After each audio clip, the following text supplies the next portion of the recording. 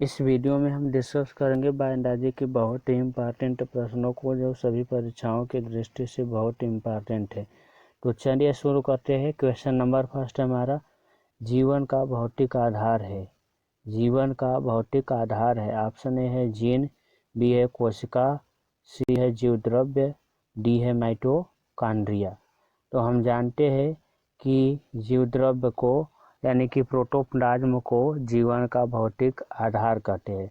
अगर हम बात करें प्रोटोप्लाज्म के खोज की, तो प्रोटोप्लाज्म की खोज किसने किया?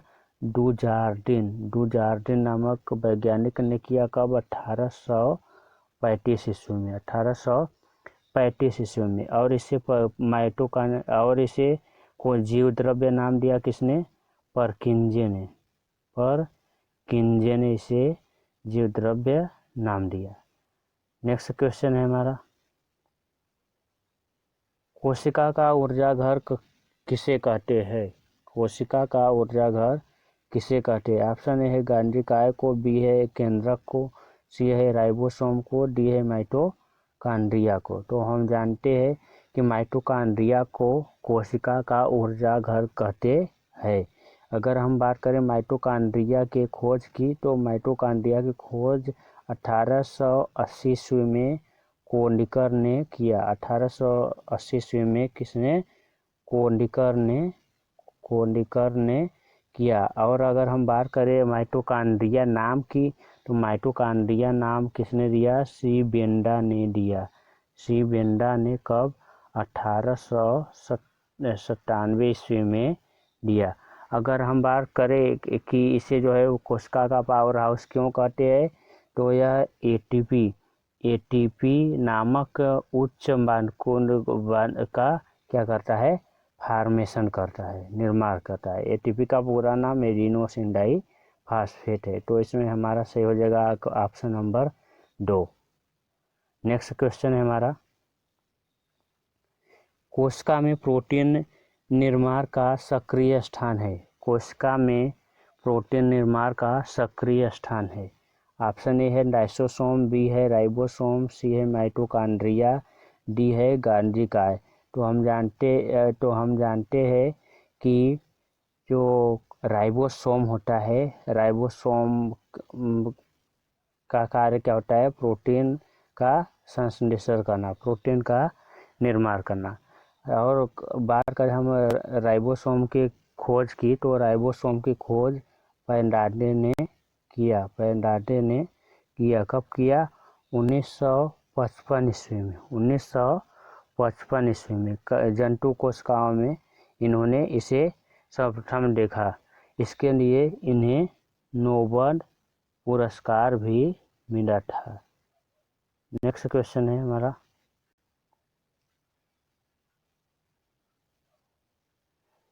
निम्नलिखित में से कौन सा कोशिकांग सिर्फ पादप में पाया जाता है? निम्नलिखित में से कौन सा कोशिकांग सिर्फ पादप में पाया जाता है? ऑप्शन ए है कोशिका भित्ति, बी है नवक, सी है रेक्टिका, डी है यह सभी। तो कोशिका भित्ति जो होती है ये पौधों में सिर्फ पाया जाता है। नवक भी सिर्फ पौधों में ही पाया जाता है। रेक्टिका भी सिर्फ पौधों में पाया जाता है। हालांकि जंतु कोशिका में भी रेक्टिका पाए जाते हैं, लेकिन वे बहुत छोटे होते हैं और बहुत ही कम जंतुओं में पाए जाते हैं। तो इसमें ऑप्शन डी से हो जाएगा यह सभी। नेक्स्ट क्वेश्चन है हमारा, कोशिका की आत्महत्या की थैली कहा जाता है। कोशिका की आत्महत्या की थैली कहा जाता है। ऑप्शन ए है लाइसोसोम, बी है राइबोसोम, डी है कोशिका भित्ति, सी है कोशिका भित्ति और डी है क्या? केंद्रक। तो हम जानते हैं कि लाइसोसोम जो होता है, लाइसोसोम को कोशिका की आत्मघाती की थैली कहते हैं। क्यों कहते हैं? कि इसमें बहुत सारे एंजाइम भरे होते हैं। किसी कारण अगर बाहर ये आ जाते हैं तो क्या होता है? विभिन्न पदार्थों का अपघटन कर देते हैं और कोशिका भी विघटित हो जाती है। इसलिए इसे आत्मघाती की थैली कहते हैं। अगर हम बात करें डायसोसोम की खोज की, तो डायसोसोम की खोज डी डुवे ने किया, जिसके लिए इन्हें 1955 ईस्वी का नोबेल पुरस्कार दिया गया। तो सही हो जाएगा इसमें ऑप्शन नंबर ए, डायसोसोम। नेक्स्ट क्वेश्चन है हमारा, किसे कोशिका का ट्रैफिक पुलिस कहते हैं? किसे कोशिका का ट्रैफिक पुलिस कहते हैं? ऑप्शन है राइबोसोम, बी है गांजी काय, सी है माइटोकॉन्ड्रिया, डी है डायसोसोम। तो हम जानते हैं कि जो गांजी काय होता है इसे कोशिका का ट्रैफिक पुलिस कहते हैं।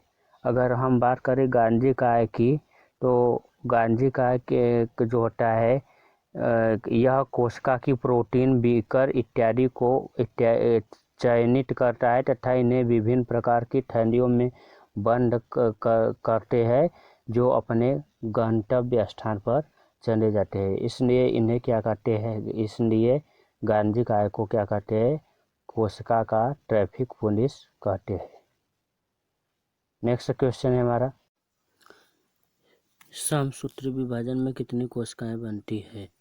ऑप्शन ए है 2, ऑप्शन बी है 4, ऑप्शन सी है 6, ऑप्शन डी है 8।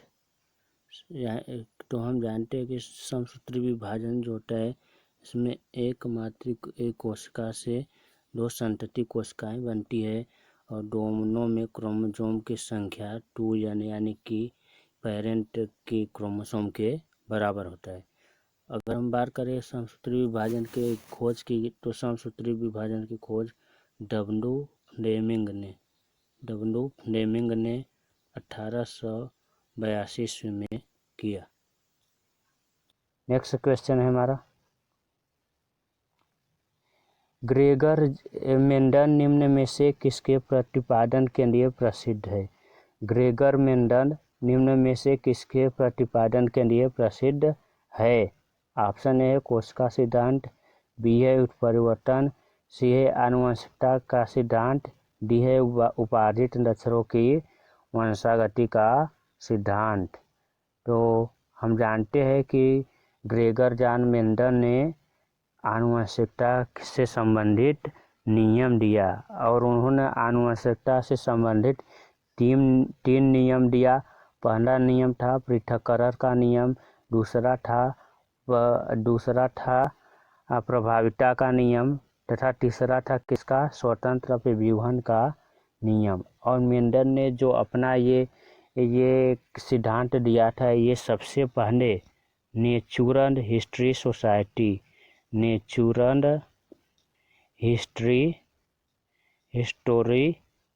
सोसाइटी नामक एक मैगजीन में छपी थी, जो ब्रुन शहर से पब्लिश होती थी। नेक्स्ट क्वेश्चन है हमारा, कोशिका में पाया जाने वाला आनुवंशिक पदार्थ है? कोशिका में पाया जाने वाला आनुवंशिक पदार्थ है। ऑप्शन ए है डीएनए, बी है आरएनए, सी है प्रोटीन, डी है कार्बोहाइड्रेट।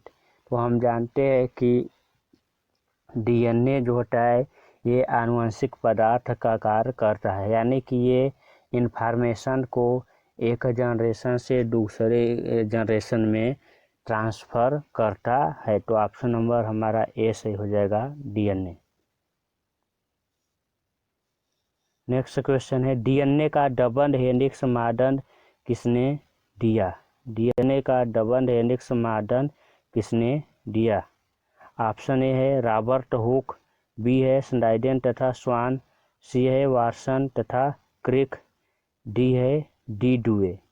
तो अगर हम बात करेंगे डीएनए के डबल हेलिक्स मॉडल की, तो हम जानते हैं कि डीएनए का डबल हेलिक्स मॉडल किसने दिया, वाटसन तथा क्रिक ने। वाटसन और क्रिक ने डीएनए का डबल हेलिक्स मॉडल जो है 1953 ईस्वी में दिया। 1953 ईस्वी में दिया। इसके लिए उन्हें 1962 का नोबेल पुरस्कार दिया गया।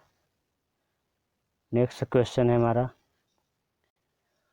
प्राकृतिक चयन का सिद्धांत किसने दिया? प्राकृतिक चयन का सिद्धांत किसने दिया? ऑप्शन ए है लैमार्क, बी है चार्ल्स डार्विन, सी है हक्सले, डी है डार्विन।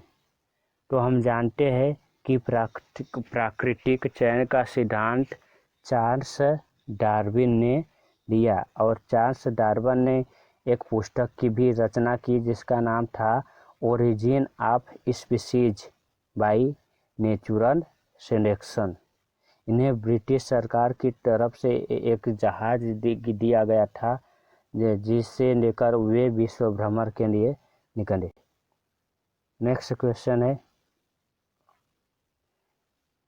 हीमोफीलिया रोग से ग्रस्त व्यक्ति में ऑप्शन ए खून की कमी हो जाती है, बी खून का बहना बंद नहीं होता, सी रक्त नहीं बनता, डी उपरोक्त में से कोई नहीं।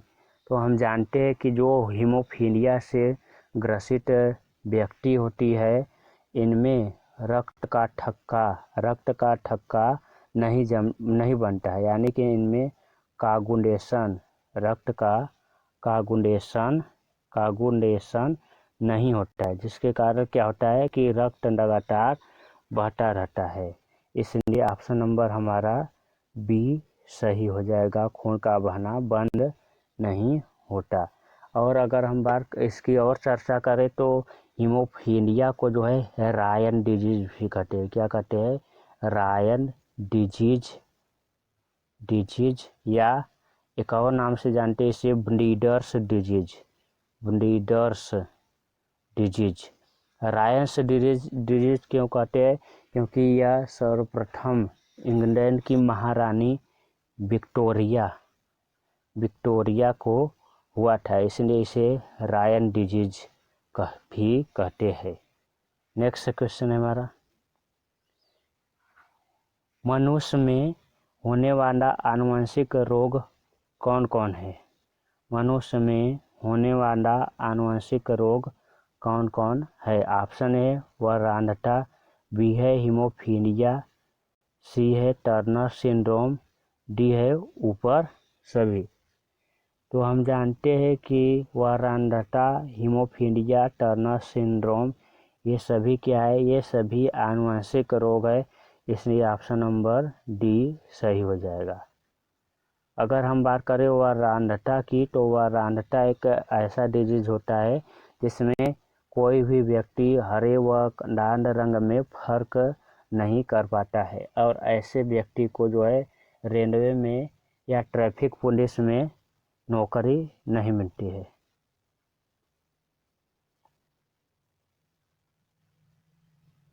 नेक्स्ट क्वेश्चन है, निम्नलिखित में से किस जंतु में अमरत्व का गुण पाया जाता है?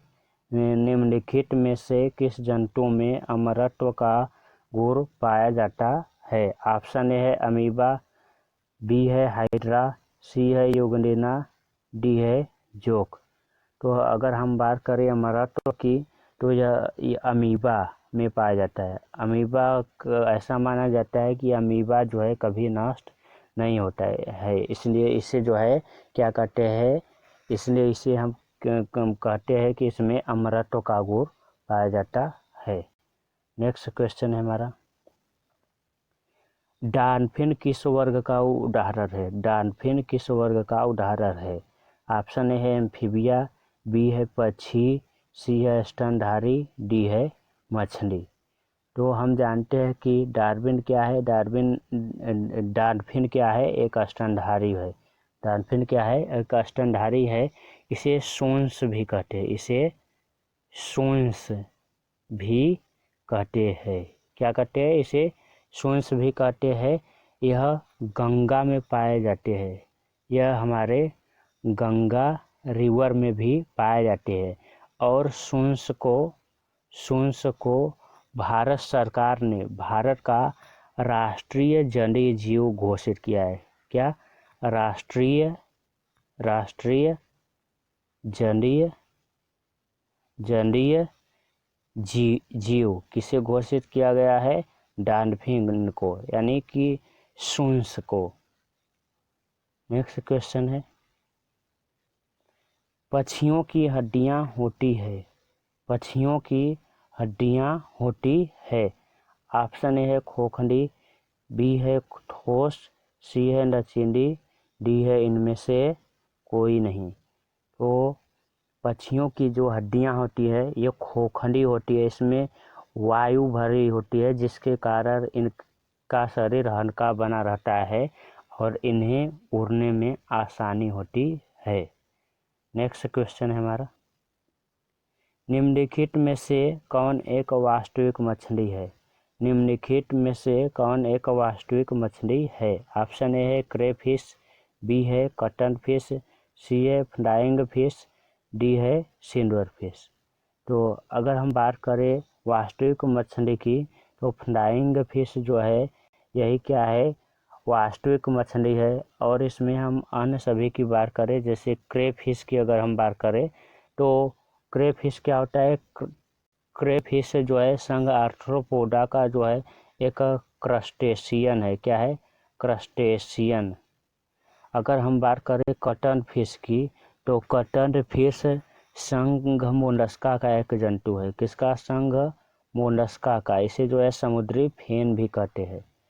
अगर हम बात करें सिल्वर फिश की तो सिल्वर फिश भी संघ आर्थ्रोपोडा का एक जंतु है। आर्थ्रोपोडा का एक क्या है? जंतु है। तो इसमें सही हो जाएगा क्या? ऑप्शन नंबर ए crayfish, flying fish, flying fish. Next question है हमारा, जंतुओं का सबसे बड़ा संघ कौन सा है? जंतुओं का सबसे बड़ा संघ कौन सा है? ऑप्शन ए है प्रोटोजोआ, बी है इकाइनोडर्मिटा, सी है आर्थ्रोपोडा और डी है मोलस्का।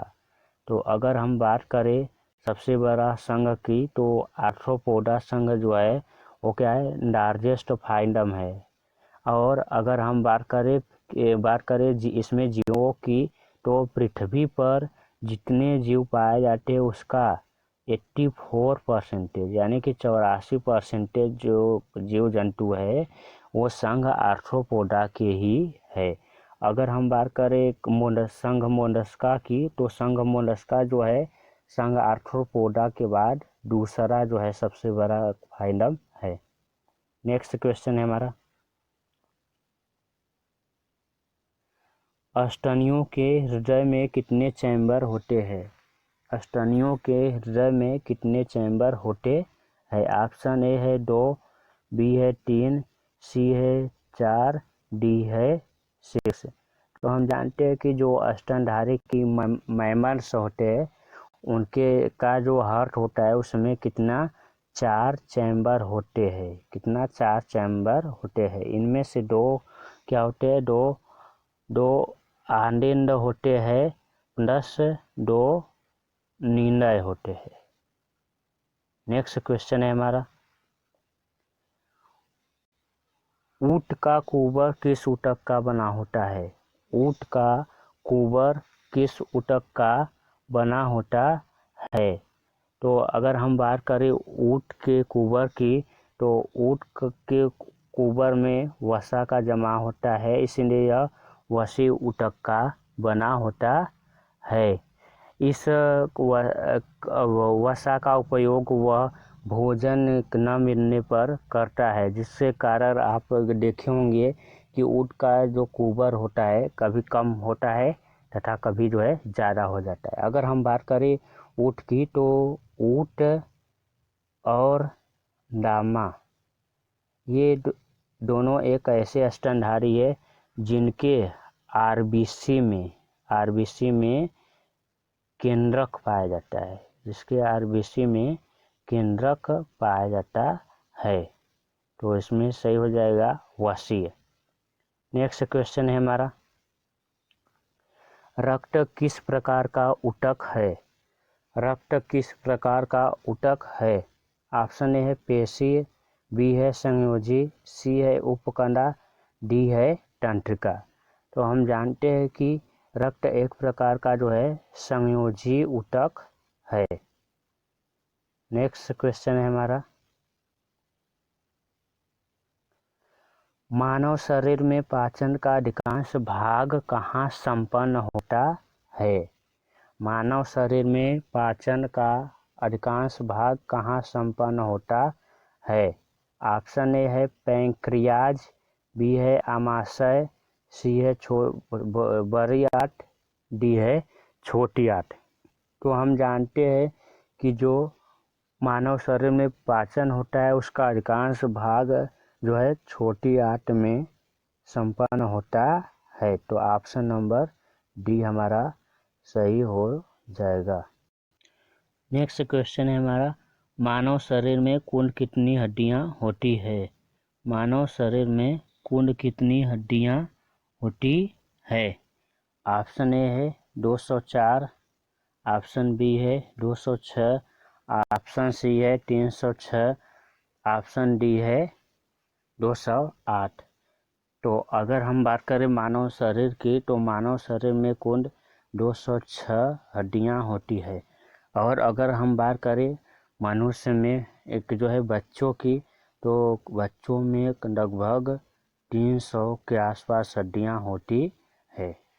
नेक्स्ट क्वेश्चन है हमारा, शरीर की सबसे मजबूत हड्डी कहाँ होती है?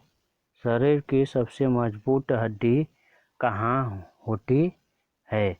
तो अगर हम बात करें शरीर के सबसे मजबूत हड्डी की, तो पहला ऑप्शन ए है भुजा में, बी है गर्दन में, सी है जांघ में और डी है जबड़ में।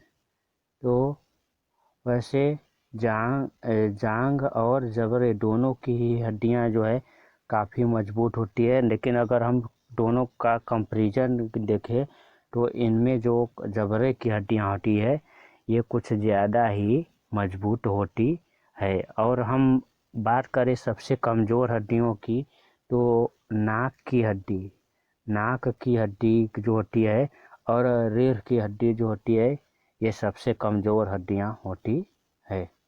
नेक्स्ट क्वेश्चन है हमारा, मानव शरीर की सबसे बड़ी ग्रंथि है? मानव शरीर की सबसे बड़ी ग्रंथि है। ऑप्शन ए है लीवर, बी है पैंक्रियाज, सी है थायराइड, डी है पिट्यूटरी ग्रंथि। तो हम जानते हैं कि मानव शरीर जो है इसकी सबसे बड़ी ग्रंथि जो है लीवर है, जिसे हम यकृत भी कहते हैं। क्या कहते हैं? यकृत। अगर हम बात करें इसके कार्य की, तो यकृत क्या करता है? पित्त का निर्माण करता है। और यकृत के जब हमारे शरीर में ग्लूकोज की मात्रा अधिक हो जाती है, तो ये क्या करता है? ये आवश्यकता से अधिक ग्लूकोज को ग्लाइकोजन में परिवर्तित करता है। किसमें? ग्लाइकोजन में। फिर जब कभी ग्लूकोज की आवश्यकता होती है तो फिर से ये ग्लाइकोजन को फिर से ग्लूकोज में विखंडित कर देती है। और इसके साथ ही अगर हम बात करें यकृत की, तो यकृत जो है डिटॉक्सिफिकेशन यानी कि विषहरण का भी कार्य करती है। नेक्स्ट क्वेश्चन है हमारा, रक्त में पाई जाने वाली धातु है। रक्त में पाई जाने वाली धातु है। ऑप्शन ए है कैल्शियम, बी है जिंक, सी है सोडियम, डी है लोहा। तो हम जानते हैं कि रक्त में हीमोग्लोबिन पाया जाता है और हीमोग्लोबिन में आयरन उपस्थित होता है। नेक्स्ट क्वेश्चन है हमारा, रक्त में लाल रंग किसके कारण होता है? रक्त में लाल रंग किसके कारण होता है? ऑप्शन ए है हीमोग्लोबिन, बी है प्लाज्मा, सी है आरबीसी, डी है डब्ल्यूबीसी। तो हम जानते हैं कि हीमोग्लोबिन जो होता है, ये हीमोग्लोबिन के कारण जो है रक्त कैसा होता है? लाल होता है। और हीमोग्लोबिन जो होता है ये दो भागों से मिलकर बना होता है, हीम और ग्लोबिन। इनमें से हीम क्या होता है? हीम जो है पिगमेंट होता है और ग्लोबिन क्या होता है, प्रोटीन होता है। अगर हम बात करें हीमोग्लोबिन की, तो हीमोग्लोबिन में दो अल्फा चेन होते हैं और 2 बीटा चेन होते हैं। और अगर हम बात करें अल्फा चेन की, तो अल्फा चेन में जो है 141 अमीनो एसिड होते हैं और बीटा चेन में 146 अमीनो एसिड होते हैं। नेक्स्ट क्वेश्चन है हमारा, मानव शरीर की किस ग्रंथि को मास्टर ग्रंथि कहा जाता है? मानव शरीर की किस ग्रंथि को मास्टर ग्रंथि कहा जाता है? ऑप्शन है अग्न्याशय, बी है प्लीहा, सी है यकृत, डी है पिट्यूटरी ग्लैंड। तो हम जानते हैं कि जो पीयूष ग्रंथि होती है, इस ग्रंथि को हम मास्टर ग्रंथि कहते हैं। तो ऑप्शन नंबर हमारा सही हो जाएगा क्या, पीयूष ग्रंथि यानी कि पिट्यूटरी ग्लैंड। नेक्स्ट क्वेश्चन है हमारा, गाजर किस विटामिन का समृद्ध स्रोत है? गाजर किस विटामिन का समृद्ध स्रोत है? ऑप्शन ए है विटामिन ए, बी है विटामिन बी, सी है विटामिन सी, डी है विटामिन ई। तो अगर हम बात करें गाजर की, तो वैसे गाजर में तो निम्नलिखित सभी विटामिन पाए जाते हैं, लेकिन यहाँ पूछा है समृद्ध स्रोत। समृद्ध स्रोत की अगर हम बात करें तो विटामिन में, तो गाजर में विटामिन ए की मात्रा जो है काफ़ी अधिक होती है। अगर हम बात करें गाजर की, तो गाजर में बीटा कैरोटीन पाया जाता है, बीटा कैरोटीन पाया जाता है।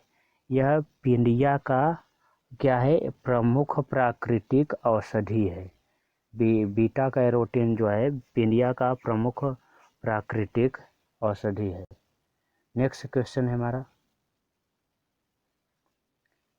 विटामिन सी का रासायनिक नाम है? विटामिन सी का रासायनिक नाम है। Option A citric acid, B है एस्कॉर्बिक एसिड, सी है ऑक्जेलिक एसिड, डी है नाइट्रिक एसिड। तो हम जानते हैं कि विटामिन सी जो है इसका रासायनिक नाम एस्कॉर्बिक एसिड है, एस्कॉर्बिक एसिड है। अगर हम बात करें एस्कॉर्बिक एसिड के मार्कोनर फार्मूला का, तो एस्कॉर्बिक एसिड का मार्कोनर फार्मूला होता है C6H8O6।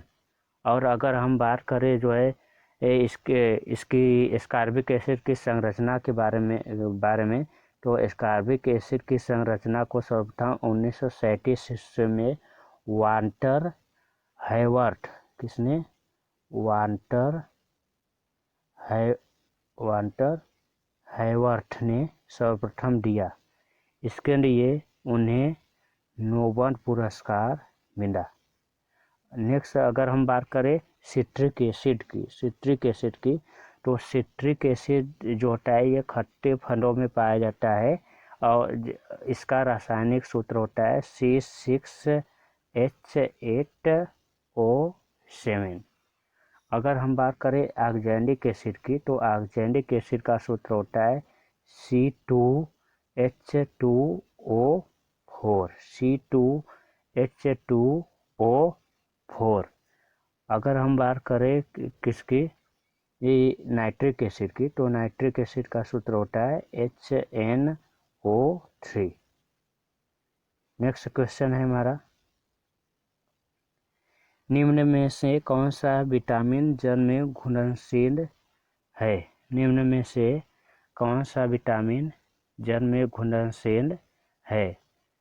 तो घुलनशीलता के आधार पर विटामिनों को 2 वर्गों में विभाजित किया गया है, जल में घुलनशील विटामिन तथा वसा में घुलनशील विटामिन। अगर हम बात करें जल में घुलनशील विटामिनों की, तो विटामिन बी और विटामिन सी जो होता है ये जल में घुलनशील विटामिन होता है, तथा ADEK यानी कि vitamin A, vitamin D, vitamin E, vitamin के, ये वसा में घुलनशील विटामिन होते हैं। तो इसमें हमारा सही हो जाएगा, पूछा है जल में घुलनशील विटामिन, तो A option B, option C, क्या दिया है, vitamin B, vitamin C, vitamin A, और डी दिया है विटामिन बी व सी दोनों। तो ऑप्शन हमारा डी से हो जाएगा, विटामिन बी व सी दोनों।